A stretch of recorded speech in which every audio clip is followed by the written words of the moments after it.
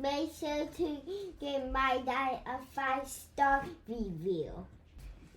Make sure to like and subscribe to his YouTube. Thank you for listening and enjoy the show. I mean, I think part of the issue is that the demographics of our nation have changed. And so it didn't feel as dangerous for most of America in the 1950s and 1960s because most of America identified as Christian. You know, when you only have a couple of percent that are, that are atheist, and you only have a couple of other percent that are Jewish and a couple of other percent of any other religion, and you're a nation that's 90% or more Christian, then to talk about Christianity and being a Christian nation, it excludes some people. It's still problematic, but it doesn't exclude as many as it does today. Hey, welcome back, Faithful Politics listeners and viewers. If you're watching us on our YouTube channel, I am your political host, Will Wright, and I'm joined by your faithful host and my friend, Pastor Josh Bertram. How's it going, Josh? Doing great. Thanks, Will. And this week we have a gift, a surprise. We are blessing you with two amazing young men who work at Word and Way, and I'm not going to do justice by giving the introduction, so I'm going to let them give their own introduction. So first, coming from Missouri, we have Brian Kaylor. So welcome to the show, Brian, or welcome back to the show. And tell us a little bit about yourself. Yeah, thanks for having me back. I think this is my third hit on my punch card, so I'm not sure when I get a free episode, but it's great to be back with you. And Word and Way is a publication that's been around since 1896. We started in Kansas City, Missouri. We're now based in Jefferson City, although virtual office these days, staff are everywhere. Started out as an independent Baptist publication, and we are still independent and much more ecumenical in looking at news and events from a Christian perspective. And that often means in this wild world that we are in, that we're looking at topics like Christian nationalism and a lot of the things that you're exploring and how Christians can confront and push back for a more authentic version of the gospel. And as for me, I'm Brian Kaylor. I'm a Baptist minister with a PhD in political communication, and I have been leading Word and Way since the end of 2016. It's amazing. Cool. Thanks, Brian. Beau, what's happening? Yeah, I just appreciate you all still calling us young. That's a word that's incredibly, becoming more and more not applied to me these days. So I am a mainline Protestant pastor in Indianapolis now, since we last talked, but I still get to have the privilege of writing about religion and politics and culture with Brian at Word and Way and on our Substack, A Public Witness. And in addition to doing all those things, I'm also pursuing a PhD in public affairs. Really, really cool. Well, you folks have just written a book, and one of many. You both are very, very prolific writers, and I love reading your stuff. But you wrote a book called "Baptizing America," and before we unpack like what it's all about, why you wrote it, I just got to say it's a phenomenal book. The pre-read you provided to us, absolutely. It's one of those things like when you read books about Christian nationalism, and to your point, Brian, it is a topic that we explore pretty regularly on our show. When you read a book about Christian nationalism, like I'll be honest, I go into that book thinking that I've kind of heard it all before. And mind you, like I'm not an expert, but like I've read a ton of books about it. And I was surprised to learn a whole bunch of new stuff about Christian nationalism, the history of it, kind of the evolution and sort of the different ways that we see it in our society. And I can't give enough praise for the book. So well done to you both. But maybe you can tell us a little bit about like what is Baptizing America about, and like why did you write it? And I'll let you answer it first, Brian, and you can fill it in, Beau, if you got anything to say. Yeah, well, thanks first of all for reading it and for your kind words there. And I think what you said is exactly why we wrote the book, is because we have read a lot about Christian nationalism. We have listened to a lot of podcasts about Christian nationalism. We have watched a lot of Christian nationalism and gone to Christian nationalism events. And there's been a missing part of the story, despite all of the conversation about Christian nationalism. And that is particularly the role that mainline Protestants played and continue to play in upholding this ideology. And so we felt like that story needed to be told for a couple of key reasons. I mean, one, we need to know how we got here. If we don't truly appreciate and understand how we got to a place where Christian nationalism is the threat to democracy and Christianity that it is today, then we're not going to necessarily come up with the correct solutions on how we start to detox from Christian nationalism.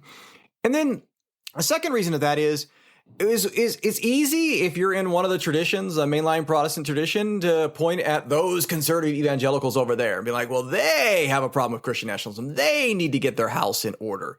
And that can feel good. And it's true. All of that's true. And post January 6th, conservative evangelicals deserve pretty much all the criticism we can give about Christian nationalism.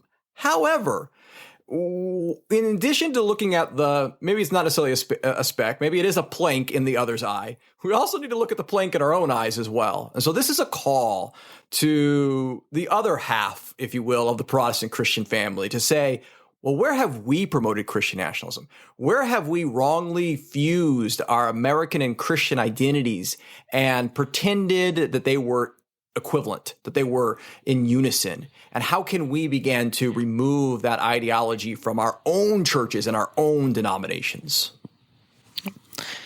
And I think the only thing I'd add to what Brian said, I think everything he said is spot on here, is we were surprised that this story hadn't been told before. Because as we were watching Christian nationalism, as we were hearing some of the various data points cited by some of the leading sort of purveyors of Christian nationalism, we kept thinking like, well, that has roots in mainline Protestantism. The mainline Protestants helped make that happen. So whether it's under God and the Pledge of Allegiance and God we trust as the national motto, a lot of these things that these Christian nationalists cite as, well, America has always been a Christian nation, the mainline Protestants helped make happen. And so we have been talking about this for a few years. You know, this part of the story really needs to be told. And finally we said, well, if nobody else is going to do it, let's take an attempt. So we wrote a long essay of, I think it was like 1,600 words for Religion and Politics, which is a publication of the Danforth Center at Washington University. And we just kind of set up a trial balloon, and we thought, well, somebody will shoot this down, right? A Christian nationalism scholar, a historian, somebody will say, well, you all don't understand this correctly. You don't have it right, because those aren't our specialties. But it went up, and we got all these great – I mean, we had mainline denominational faith leaders reaching out to us. We had Christian nationalism scholars saying this is spot on, this needs to be told. And we really got a lot of encouragement to really take that essay and do more with it, and that more is this book that's coming out from Chalice Press. Well, that's awesome. I really enjoyed the book. And one of the questions I have to kind of set the stage even further for our conversation is you talk about a January 6th that was actually not the January 6th that all of us think about. Can you kind of set the stage for this kind of remembrance, this event that took place to remember what happened on January 6th, and where you saw the Christian nationalism displayed in ways that might be different than some of us think about it currently? Yeah, I appreciate that question, Josh, because we start the book there because it's that moment of trying to shake up the story here a little bit. It's a January 6th, the steps of the U.S. Capitol. There's a preacher who is praying for America to be one nation under God during an event that was created by the Speaker of the House. A bunch of members of Congress are there. They're singing a couple of Christian hymns. It's Christian nationalism. But this is January 6, 2022. This is the 1-year anniversary. And this was an event led by then Speaker of the House, Nancy Pelosi. It is mostly attended, almost predominantly, by Democratic members of Congress. They're singing hymns that are in Christian hymns that are in a lot of your hymnals in your churches.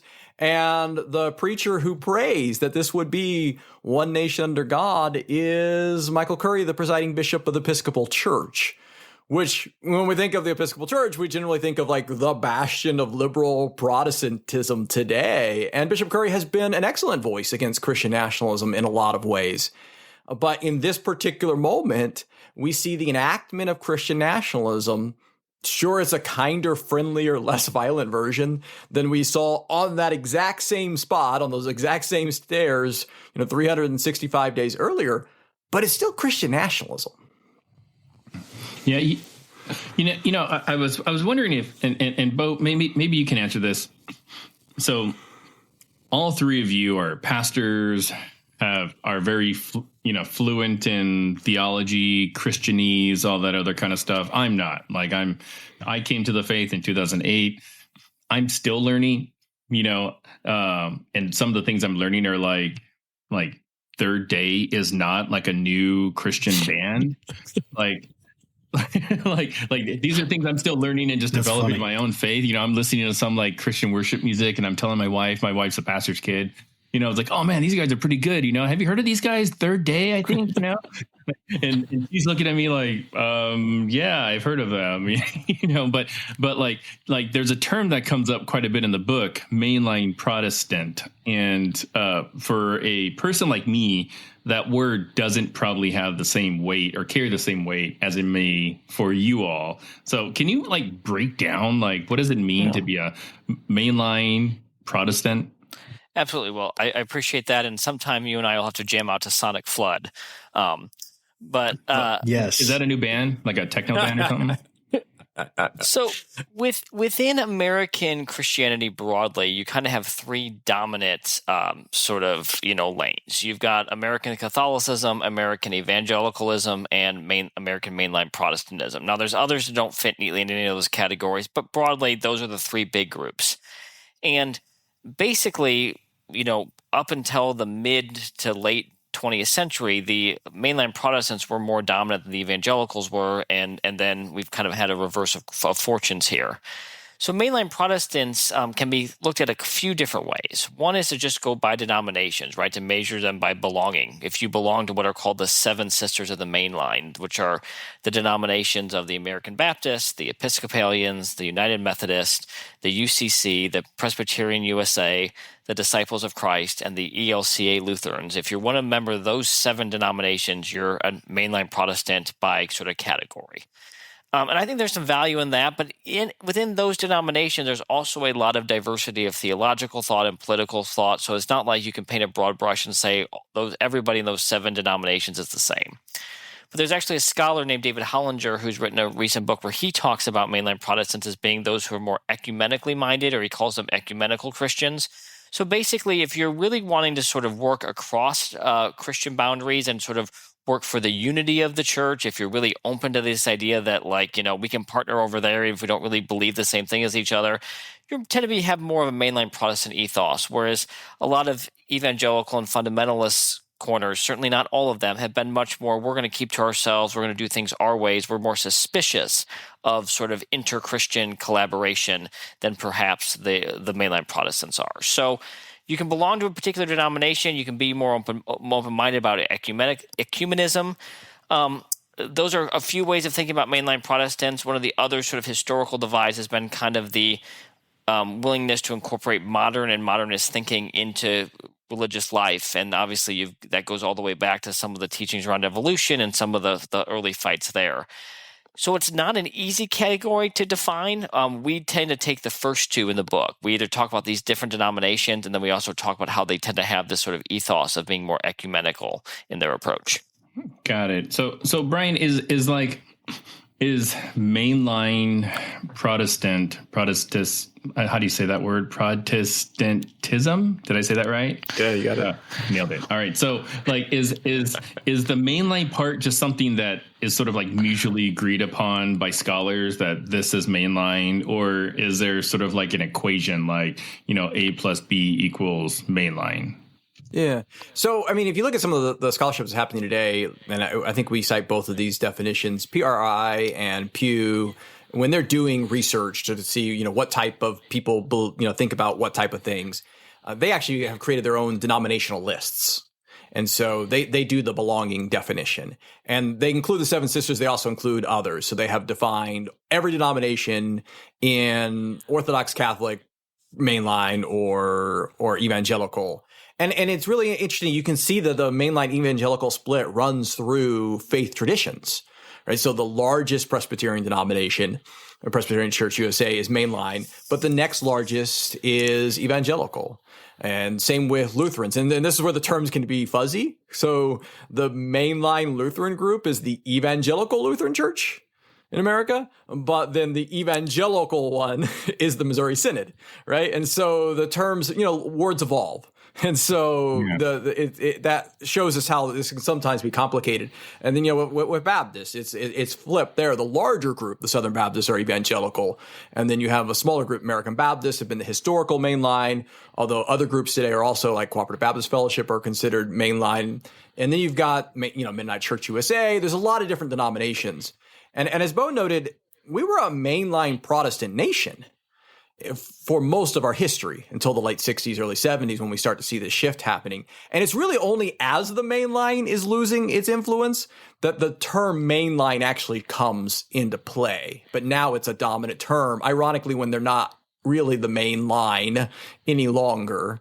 Although some of the more recent work by PRRI has shown that evangelicals are now the ones in decline. So the two groups are actually coming back to be about the same size.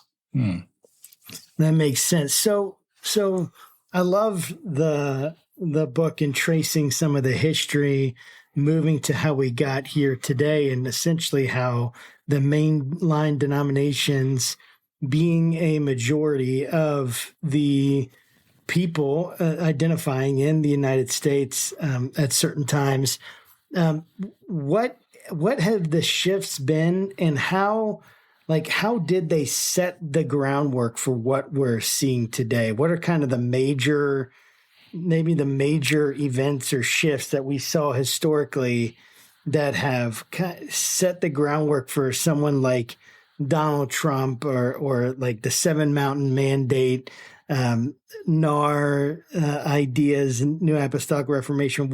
How did the mainline denominations set the groundwork for this that you kind of explore in the book?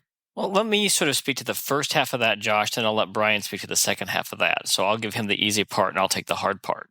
I think it's important to note historically that the mainliners have always been more of the sort of cultural elites. So the mainline church, even when it hasn't been the dominant tradition in American Christianity, has always had an outsized influence on our culture and our sort of social institutions. Some of that has to do with correlations to education and financial resources. Some of that has to do with just history of, the Episcopalians were here pretty early, right? And evangelicalism was a tradition that grew up over time in American society. So we should just note that the mainliners have always had this kind of hold on our culture, and they sort of saw what was good for their church and what was good for our country's culture as sort of being going well together. There wasn't a lot of tension between the two. They were kind of symbiotic.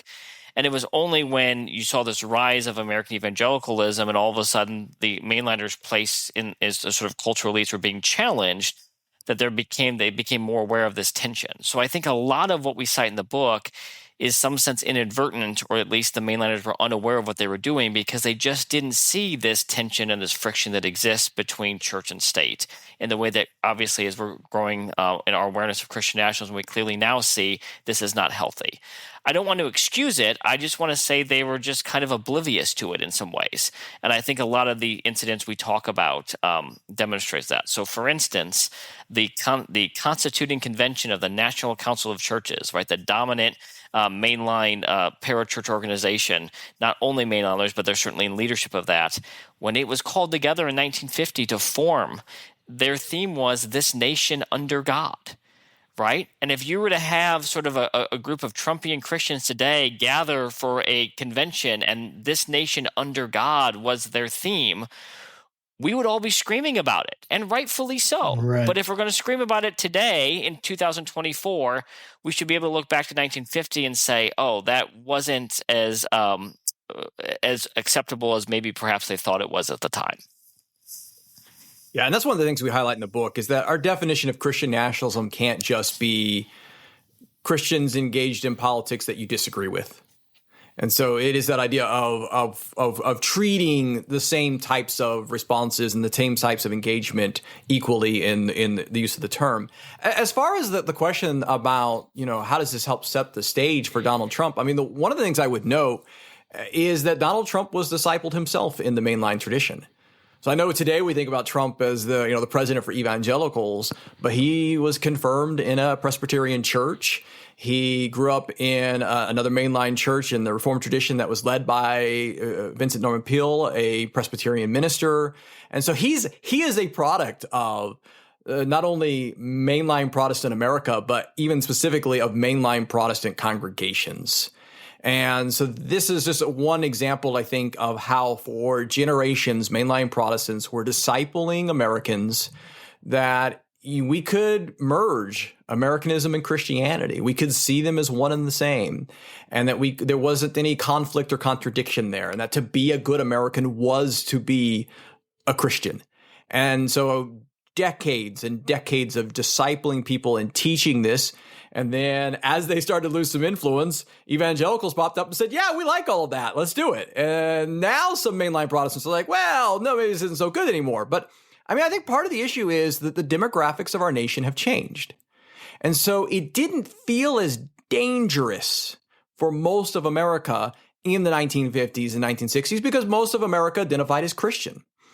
When you only have a couple of percent that are atheist, and you only have a couple of other percent that are Jewish and a couple of other percent of any other religion, and you're a nation that's 90% or more Christian, then to talk about Christianity and being a Christian nation, it excludes some people. It's still problematic, but it doesn't exclude as many as it does today.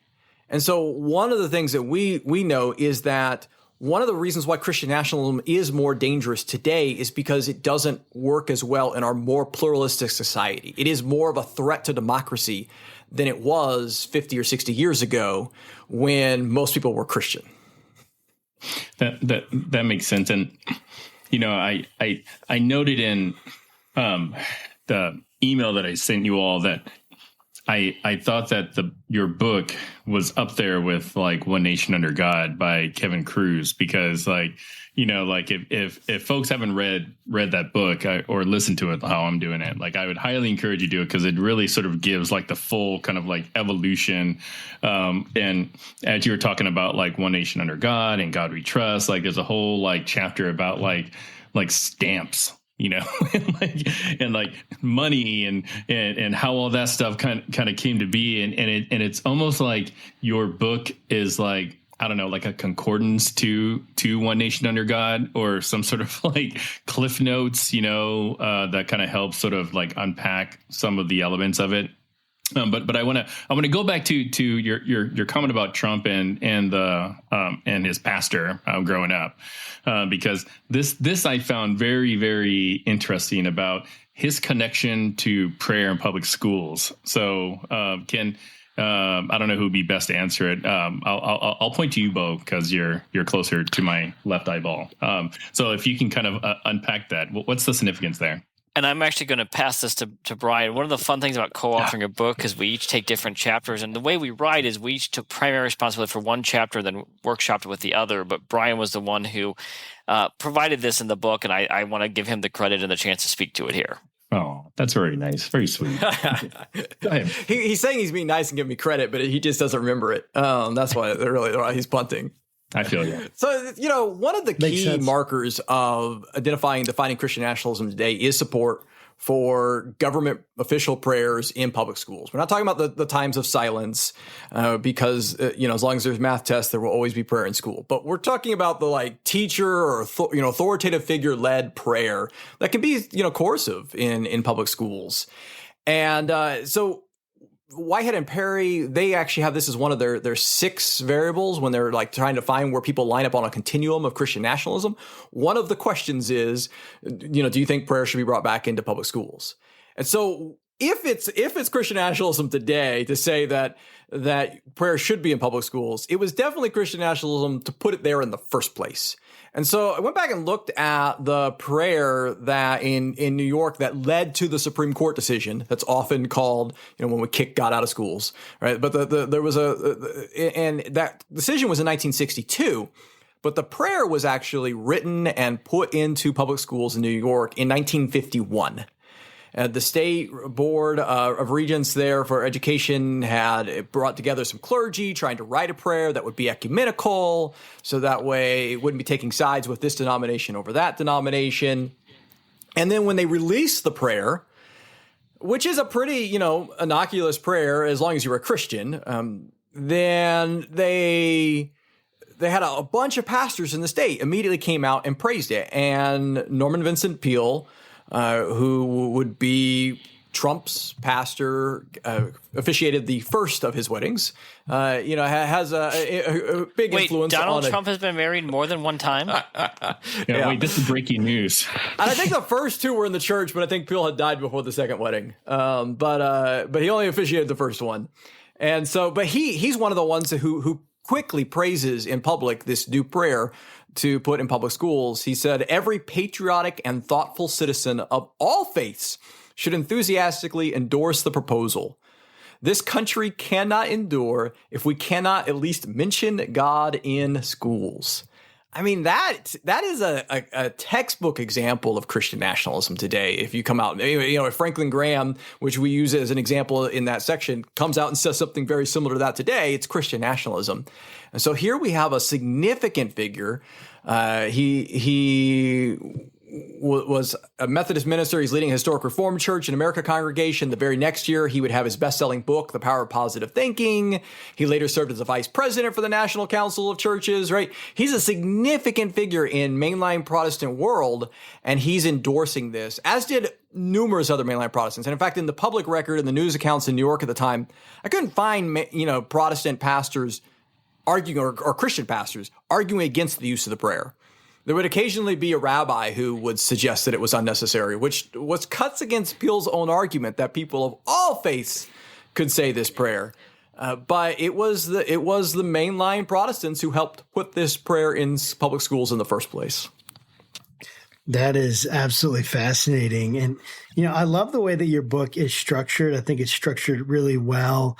And when you give the context for Christian nationalism in America and how it came about, kind of helping us understand it, one of the things you talk about is civil religion, or the idea of civil religion, and how that was a very appealing idea. You alluded to it earlier because of the demographic changes that have happened, that civil religion has, in a sense, become uncivil.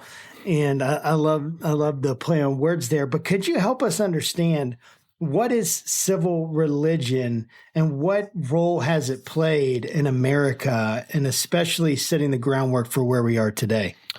Maybe. And the reason I say maybe is because one of the arguments we have in this chapter, and we actually think this is one of the more important chapters in the book, is that we are really critical of this concept of civil religion because we think it's been poorly defined and poorly understood, and that the more you sort of pull at it, the more it falls apart pretty quickly. So traditionally, civil religion comes out of the work of Robert Bellah. It's been sort of studied and discussed in a lot of different sociological and other circles. But it's basically this idea that there is this sort of form of transcendent meaning that exists within a culture, and that it's something that isn't religious but kind of has quasi-religious elements. So maybe you could call it religious, but is maybe not tied to sort of any one particular deity or one creed, but yet it has these sort of unspoken national marks that everybody sort of is on board with, except when they're not.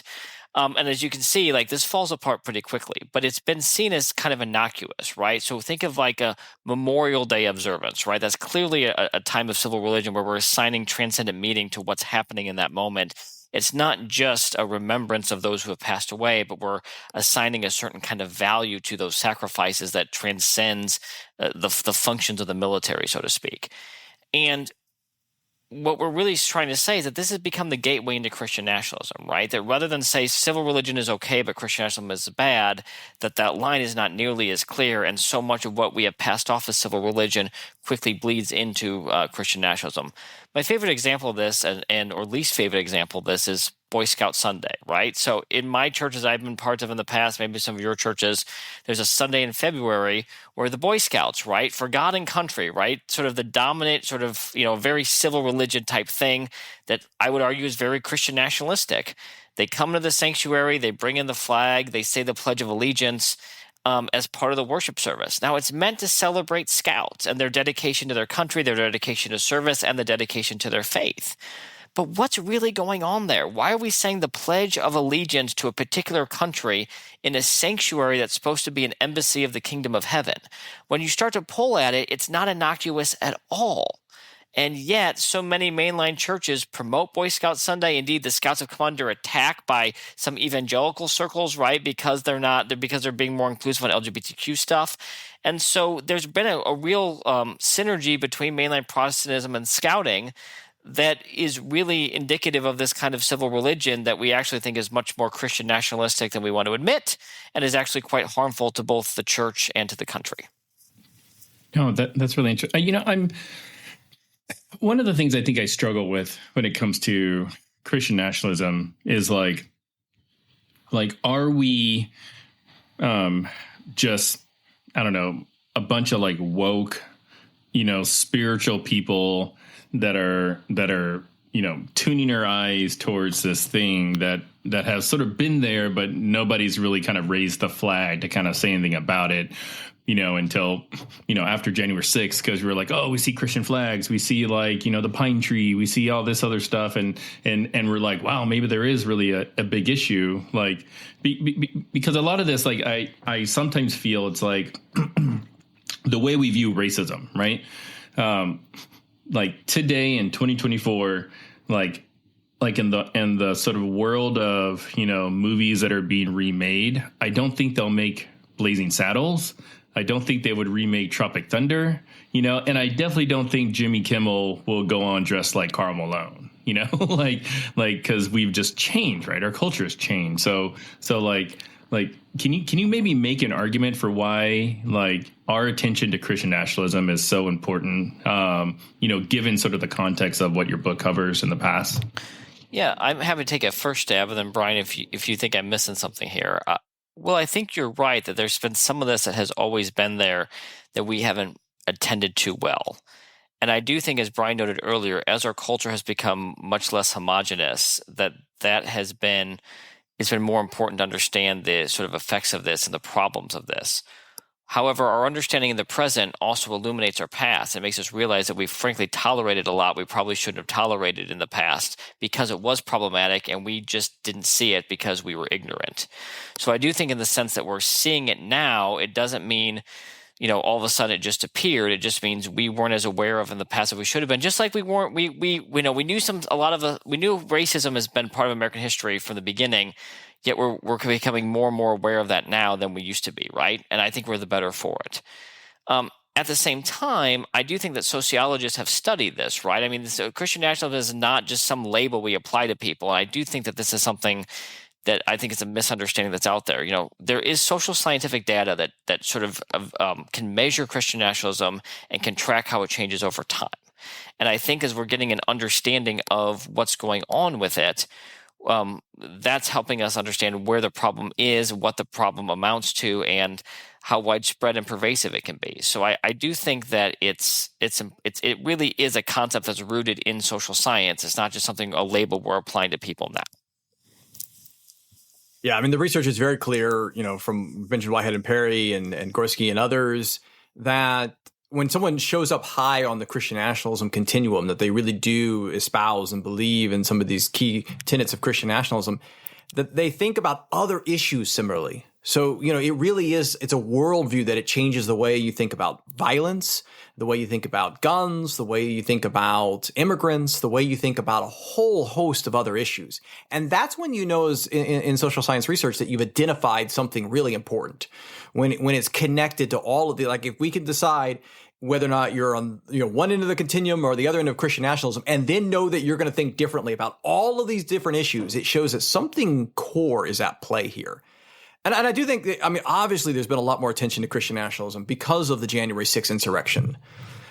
But the scholarship was already there before that. Christians Against Christian Nationalism, you've had Amanda Tyler on the program, was already created over a year and a half before January 6th insurrection. So it's not a new idea or new concept, but we are, I think, even more aware and more concerned about the danger that it poses because we saw what happened in an attempt to overthrow a democracy.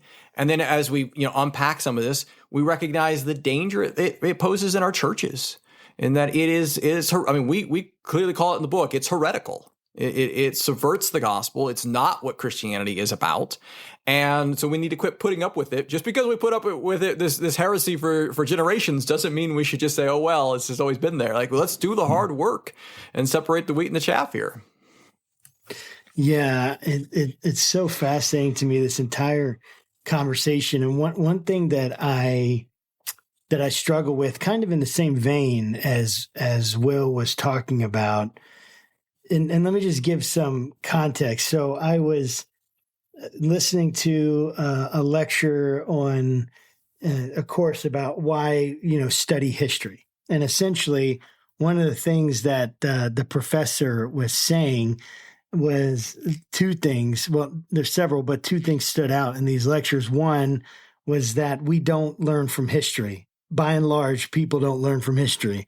We're supposed to learn from history, but we don't. We want to experience it ourselves, unfortunately. And then the second thing is that freedom is not a universal value. Power is. And if you look at the way that people have walked, like the idea that that everyone values freedom the same as we do is a very dangerous idea, because it isn't true. And people at different times value it in different ways, and there's different kinds of freedom. I won't go into all that. But the reason that gives context is because I'm thinking about nationalism. And one of the subjects that was brought up is the National Socialist Party, the Nazi Party, right, in Germany, and how nationalism became a substitute for religion, right? It had the same kinds of worldview, kind of values that shaped people's thinking. And when I look at this and I think about secularism, right, and like, I think about secularism as almost like a substitute religion as well. Like this sense that there's some kind of values, these ultimate values that are going to be put there. And then I start to wonder, are we just is it just a competition between two things that are just like trying to bring ultimate values? And then in that case, which one is more important and which one wins? One of the quotes that you have that I found myself like agreeing with, and it was a quote like from someone where you weren't putting it there like as a positive thing, was like, hey, these guys were not like chosen, right? Our nation, the founders weren't chosen in the sense that they were the champions, God's champions, but they were chosen because they inherited and espoused chosen principles. And I've had myself say, well, hey, guys, I think that a nation, I don't believe that America is God's chosen nation in any sense like that, but I do think that people that align themselves, nation that align themselves with Christian values or with biblical values or whatever you say, they can tend to be more, potentially more in God's favor than the other. I find myself rethinking that these days. I find myself challenging my own thinking that I've had. But how have you guys worked through this? Like, are we just deciding one set of principles versus another, like atheistic principles versus Christian principles? Which ones really win out? Because it seems to me at the end of the day, like there are a set of values that people are going to choose and a nation is going to choose because we have moral underpinnings to what we do. How do we work through this? And this isn't like I don't know. This isn't like a trap question. It's really a curious question. How do we figure this out? Because like, I don't necessarily want to like take China's values as a government and a nation and say, oh yeah, that's good. Does my question make sense? I know I'm kind of rambling here, but let me try to I'd love to hear your thoughts. Yeah. So Josh, I think I hear what you're wrestling with, and I would say this, right? Our writing and critique of Christian nationalism comes from a desire to make sure we're protecting the church from an idolatry and a heresy, and also wanting us to believe that, Christians do have a role in public life in American democracy that can be healthy, right? So on the one hand, we don't want to idolize the nation because we don't think that anything but God deserves our worship.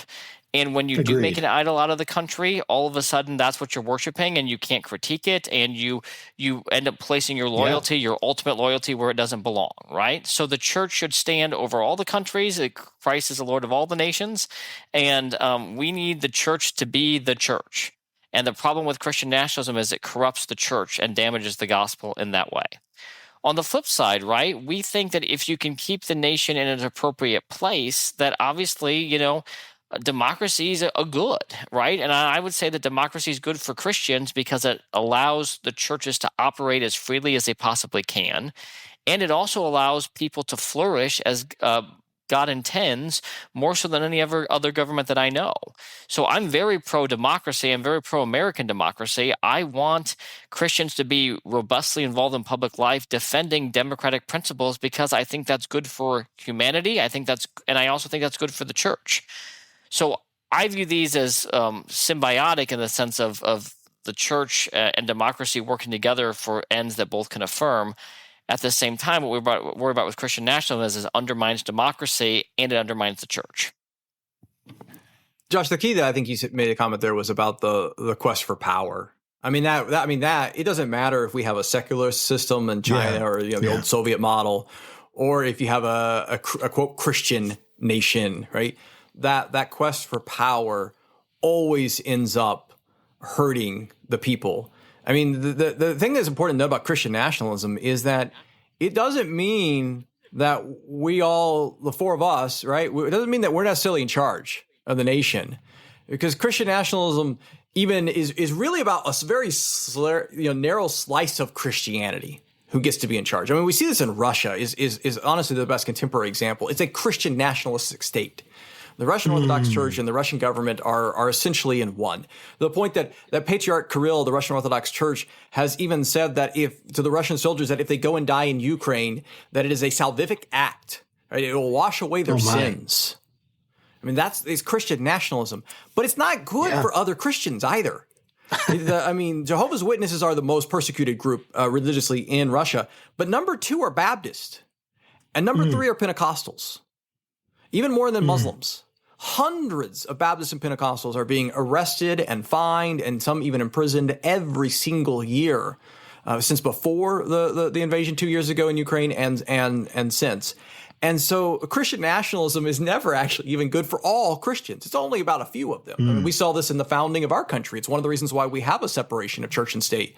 Is my Baptist forefathers and foremothers and living out there in that godly state of Virginia, were being thrown in prison, right, for being Baptists and not Anglicans, right? And so, I hear you, Josh. We're worried about Christian nationalism because I think it's both dangerous democratically, it's also dangerous to the church.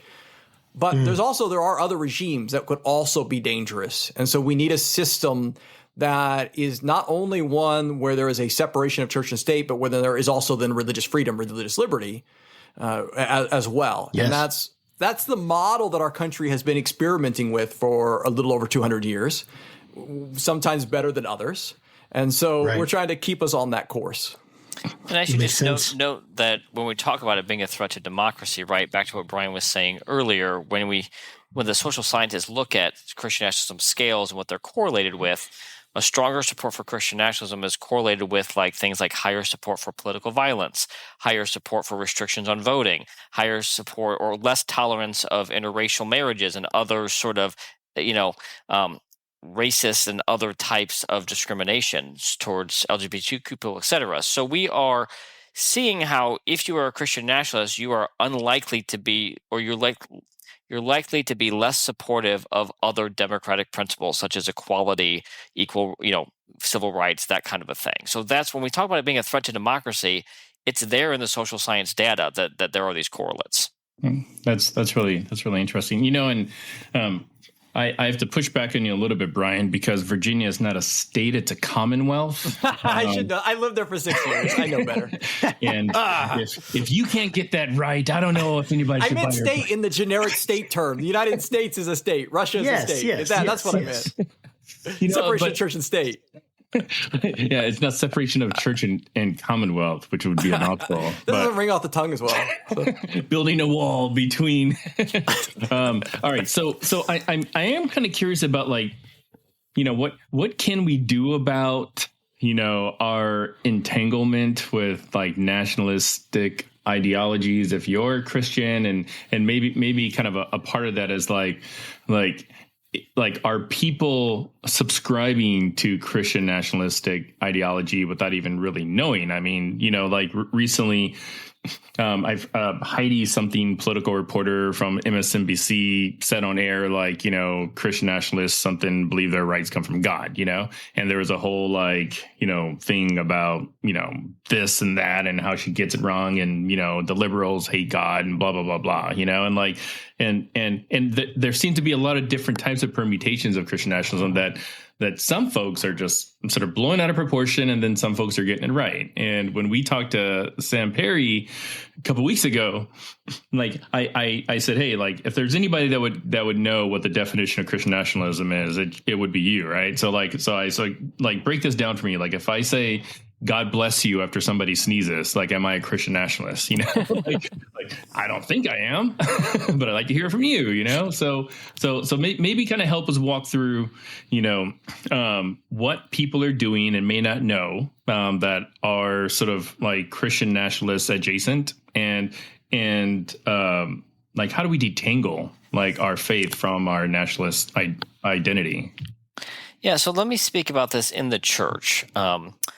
As a pastor, what I'm concerned about is the health of my Christian community. And that means I want us to know what it means to be Christian. I want us to understand the life and teachings of Jesus and live them out in the world.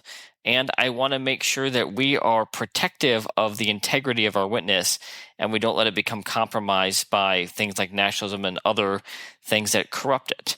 So I think if you're looking, one of the things reason for writing this book is we want to say to mainline Protestants, as Brian was talking about earlier, like, let's look at the speck in our own eye, or the log in our own eye, and make sure that we're dealing with that. Because the bottom line is, I'm a progressive mainline Protestant pastor. I can scream at the evangelicals and the fundamentalists that support Trump all I want. They don't care what I have to say. It might be cathartic for me. It might help me feel better, but it's not going to change anything. Where I do have influence is in my mainline Protestant congregation, my mainline Protestant denomination, and the people who respect where I'm coming from, and they will listen to me, and they're the ones I need to think about who I'm talking to. So we see a lot of pastors get in trouble over the flag in the sanctuary, right? This kind of is the most common symbol. That flag is sitting there. Why is it in there? If the sanctuary is an embassy of heaven, why does any nationalistic symbol, flag of any nation, in a sanctuary? What happens is these pastors come in, they're very motivated. Maybe they're just out of seminary. They're really convicted. They rip it out. They throw the flag down the church basement. And then that church member that's been there for 60 years comes up to them on a Sunday and says, how dare you? I'm going to report you to the board. And pretty soon there's a big fight, and the congregation is in turmoil and people are leaving. Eventually the pastor exits a few years later, and the first thing that happens is that lady comes back and she moves the flag back into the sanctuary, right? That's not helpful to anybody. So what we said is, like, if that flag is in your sanctuary, let's start having a conversation about why. Let's learn the history of why that flag is there. We tell some of that history in the book. Let's talk about you as a community reflecting on what it's doing there and why do you feel like it's important to be there. Is there another place that maybe it could be that still honors the country and honors the flag, but isn't in the sacred space of the sanctuary? Let's use that moment. Let's use the Christian nationalism we're perpetuating to have a conversation that makes us a better Christian community. So I would say is start where you are, be committed to your community, and start working on it in your community, because that's where you're going to have the most impact. And I think the other benefit of that is, as my church and other churches get more and more clear about we are a Christian community, not a Christian nationalistic community, it'll create a contrasting witness with some of those churches out there that are very happy to be Christian nationalists. And it'll help others see that there is a choice between what that kind of Christian nationalism looks like and what this other Christian witness looks like, in a way that I think will ultimately be alluring, because at the end of the day, I think Jesus is a pretty compelling guy. And I think the more we can keep the focus on Jesus, the more attractive we're going to be as a church. Yeah, that makes a lot of sense. Brian, did you have anything that you wanted to add to that? Yeah, and then we at the end of the book, as you know, we give several steps, and the taking the flag out isn't the first step, as Bill kind of warned, right? Like there's several steps conversations that need to be had, and thinking about this, very theologically about how can we look at the own practices in our own churches and denominations, and one of the things that I think is just most significant is that idea of, well, then if nationalism distorts the gospel, takes us away from the gospel, then we have to work on as pastors or Sunday school teachers or whatever role we have in churches to help broaden the viewpoint, right? To become more global minded, and that's really significant. That's what nationalism tries to stop us from doing, right? Nationalism is worried that we will find ourselves in agreement with those on the other side of the border, because then when it comes to a time of war, that threatens national sovereignty. It wants you to fight for those inside the border as your first and foremost faith and allegiance against those on the other side, those other people. But as Christians, we are in communion with Christians across the border, with Christians throughout time. And that is a theology that begins to shape us and help us to recognize that, we are citizens of two kingdoms, but as Jesus warned us, you can only serve one master. And when that point of tension comes, you will prove which one you actually serve.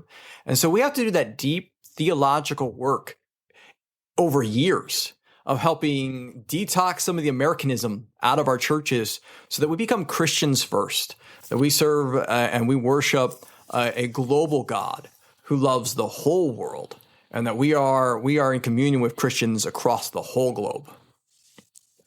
I love that. So based on all of your research that both of you have done for this book and even beyond, I know that this is just like the tip of the iceberg in terms of the writings and the thinking that you guys have done along these lines and in this theme.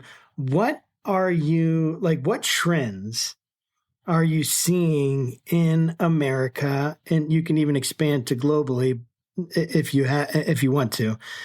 But what trends are you seeing? And I know we've been kind of making this case the whole time, but again, restate for us, why is now the urgent time where we need to pay attention to this and where we need to do something about this as Christians?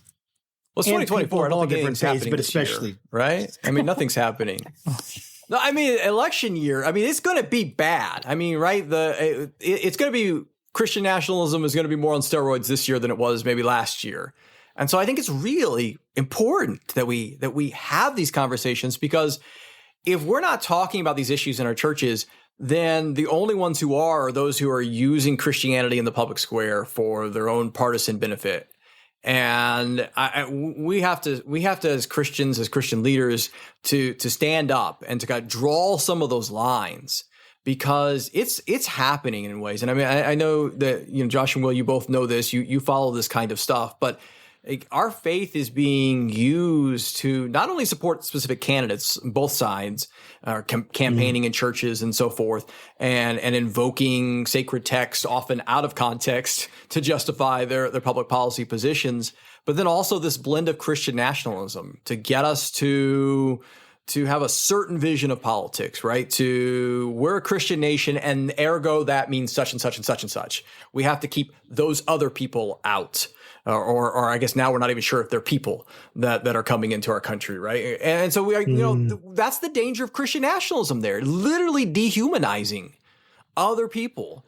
And so it is a really critical time. I think it's going to get worse before it gets better this year.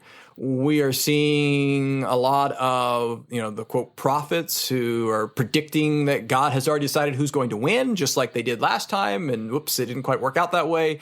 That means they're setting the stage for the next insurrection, because if God has ordained someone to win, and then if the election doesn't turn out that way, well, then we all good Christians have to rise up to enact God's will and save the nation. I mean, that's religious language that can be really persuasive and also really deadly.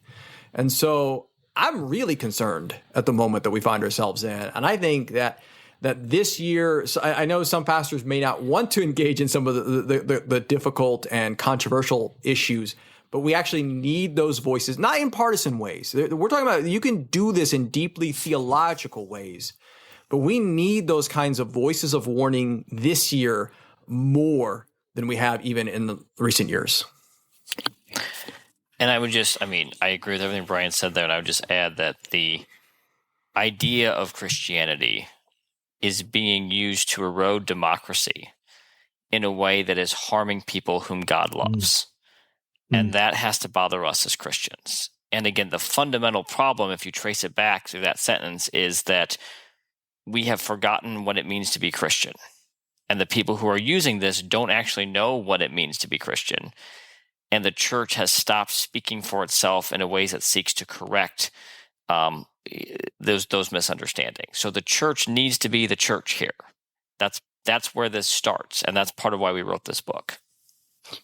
Yeah, I really appreciate you saying that, because I think, to the outside observer, the focus on Christian nationalism can easily be portrayed as very anti-Christian, anti-faith, and I don't think that's the case at all. I mean, so in the series, the Heavenly Homeland series, the very last episode in the series called The Greatest of These is Love, it's all about sort of like, in my mind, and I think probably the broader Christian community's mind, like what Christianity should be about. I was delivered from a very bad lifestyle before I came to the faith. And I, think that the Bible and Christianity and Jesus can be very, very beautiful. I'm not necessarily out in the streets passing out tracts, but I've had folks come up to me and just ask me about the Bible and stuff, and I just love just sharing it with them, because I think it's a beautiful document. I think the person of Jesus is very inspirational. And what I feel about Christian nationalism is just it's tarnishing sort of like the beauty of the faith. And I want people to just know Jesus the way I know Jesus. So with, to your point, Brian, about, 2024 is going to be a crazy year for politics, for Christian nationalism. You've got stuff out there like the, Project 2025, which is like a scary document. So like as a voter, what advice would you give to a voter? And this will be a question for both of you, whether voters in your congregation, just voters that are believers in general, how should we approach, who or what we vote for in the ballot box, when we're in that ballot box in that sort of private space, and we're trying to make a decision on stuff. And I recognize the sensitivity to what you can or can't say due to sort of your nonprofit status. So feel free to kind of verbal judo it however you see fit. And Beau, why don't we go with you first? You're setting Brian up for the hard question, then you pass it off to me. I mean, I think, when I talk to people about Christian discipleship, right, all we're trying to do is to follow who Jesus is. And one of the things that I think Jesus really asks us to do is to be more empathetic, right? Walk a mile in somebody else's shoes, love your neighbor as you love yourself. Put yourself in somebody else's position and respond to them as if that was you in that position. As you do to the least of these, you do to me, right? See Jesus in those people.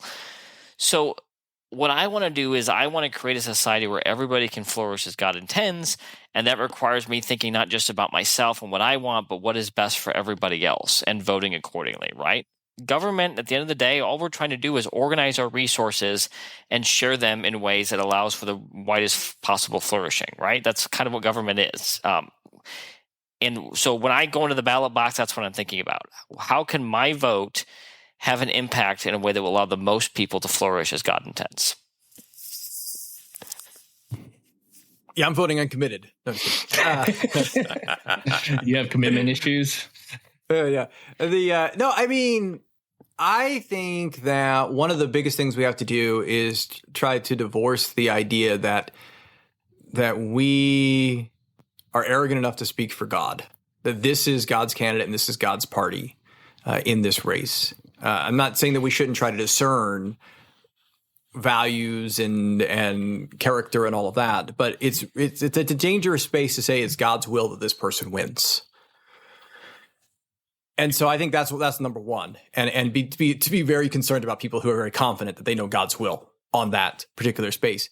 But I think we're in a place where I've never been a single issue voter, and I've never been a straight ticket voter and all that kind of stuff, right? And so I think it is really important to evaluate the various candidates. But I also think we're in a place where if someone fundamentally is opposed to basic democracy, like that should be a very strong variable to consider. That's the top line. The question is, do you want democracy or do you want an authoritarian state?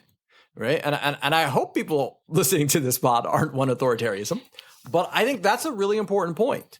And it doesn't just, by the way, that's not just a party line. We have some candidates on both sides that are very problematic on Democratic support. Take Katie Porter's comments after she lost the primary. I guess it was an open primary, but Democratic candidate who lost the primary in California. Some very problematic comments. She was using very Trumpian language, to complain that she lost an election, right? And I think we've seen the danger of that kind of rhetoric, and we need to call out the bad rhetoric and the bad actors wherever they may be. And if that means that you look at a ballot and you say none of the above, which yes, in the Democratic primary you can vote uncommitted, in the general election you can't, but you can skip a line if that's what you need to do. Or you can write someone in depending on your state. I mean, there are ways to be faithful without necessarily, the election isn't the end all. Like this isn't our ultimate value. Yeah. And I just think that that's what we got to do when we walk into the ballot box. And this year, more so than usual. Yeah. So, okay. Tell us about the book. Where can people buy it? When is it going to be released? All the logistics, administrative stuff where people can put your book on the New York Times bestseller list. That's the goal. Thank you. Well, we're going to make it now that we're on this pod. So definitely. Yeah. Thank you to you all for helping advance that cause. So the book is called Baptizing America: How Mainline Protestants Help Build Christian Nationalism. It'll be out this summer from Chalice Press, but you can pre-order it today. You can go to Amazon, Barnes & Noble, all those places where books are sold. But our publisher would prefer, and we'd prefer, that you go to chalicepress.com.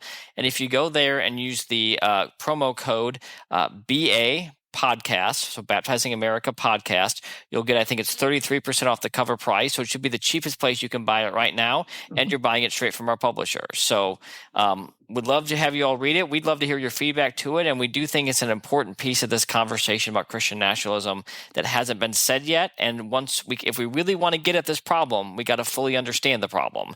And we hope that our book will contribute to that. That's really good. And Brian, how can people follow you and the work that Word and Way does? Yeah, thanks. Yeah, the best way to follow us is at our Substack newsletter, A Public Witness, which is at publicwitness.wordandway.org. We've got some information there about Baptizing America in case you forget the links or the name of the book, as well as every week more in-depth reporting and analysis at the intersection of faith and politics delivered straight to your inbox. So. Well, that's really great. Well, guys, thank you so much. If nothing else, it was just good to catch up and see your beautiful faces again. Thank you. And we're young and beautiful. I love you guys. No wonder we won't want to come on here. Beautiful, and vibrant. The host, you have to know how to rub your guests the right way. So hopefully my mission has been accomplished. But thank you so much for everything you folks are doing. Great book, Blazing. I was about to say Blazing America because I said Baptizing America. Make sure you all pick it up and